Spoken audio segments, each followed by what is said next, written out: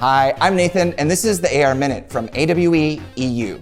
Today I'm talking with Avi Bar-Zeev of Reality Prime.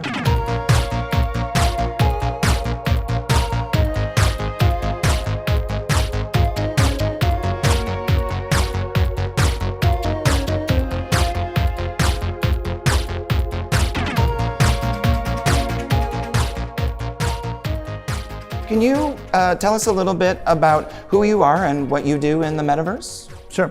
Well, I have my consulting company, that's the first thing, and I've just recently gone independent again for the last couple of years, but I spent a lot of time in my career in between the big companies.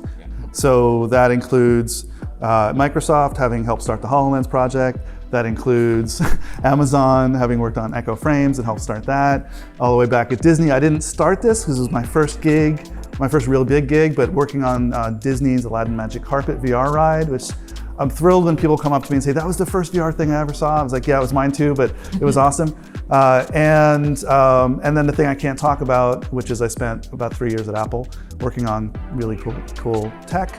My title there, I can say, was basically lead experience prototyping. So my job was to lead a team who was figuring out the future and prototype it, build it, and then convince everybody else whether they should or shouldn't do it. And what I can't talk about is whatever was decided out of all that.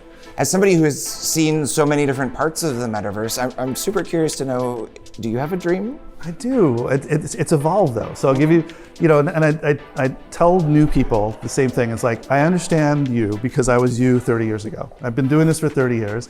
And so I was fresh-eyed, naive, and optimistic about all the great things that this could do. And then I had 30 years of trying to build it and finding out what works and what doesn't work and trying to improve on that. And that 30 years, just imagine learning anything for 30 years. There's a lot to learn. So I understand the people who are coming at this fresh and are super excited, but I also know a lot of the lessons and the bludgeonings that we've gotten over the years.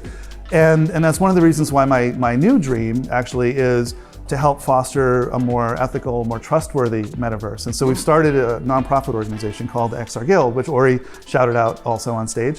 And we would love every professional in XR we think should join, because it's a place to come commune with everybody else who feels the same way, that this should be ethical and it should be helping people and not exploiting people.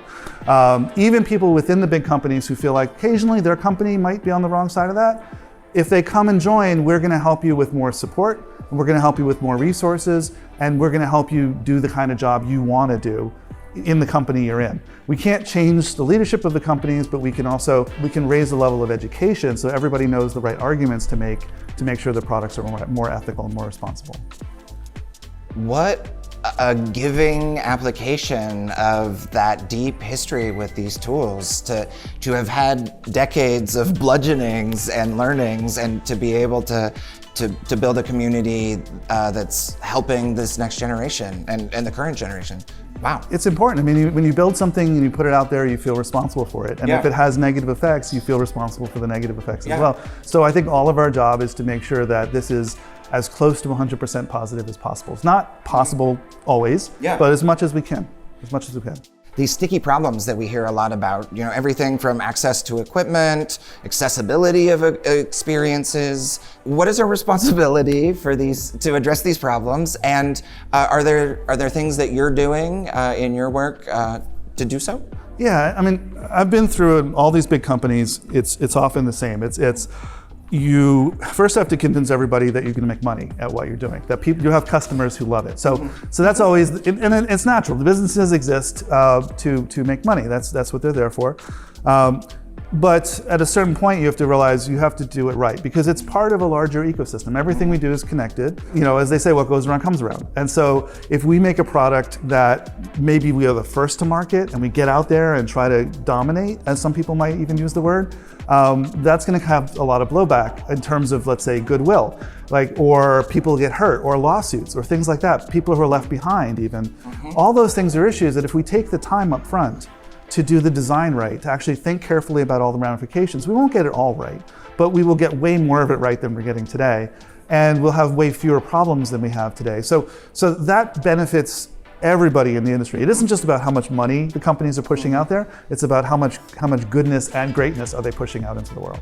Oh my goodness. And by doing that design work up front, even if you don't know the things that might go wrong or don't have the answers for the problems that arrive, you have a strategy about how you want to approach things, and you probably have an idea of directions and ways that you could start to address them much faster than if you just assumed that everybody loved your product and wanted to use it every day. Absolutely. I mean, there's always the unknown unknowns, right? We can never know those.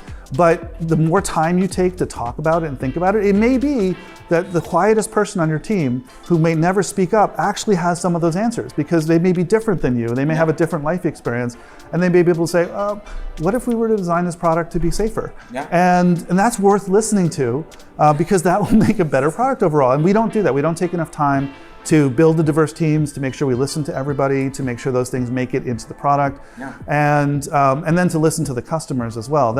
All those things we can all be doing much better at. You've actually made it to the last question, Avi, so thank you. And it's simply a fill in the blank. The future is?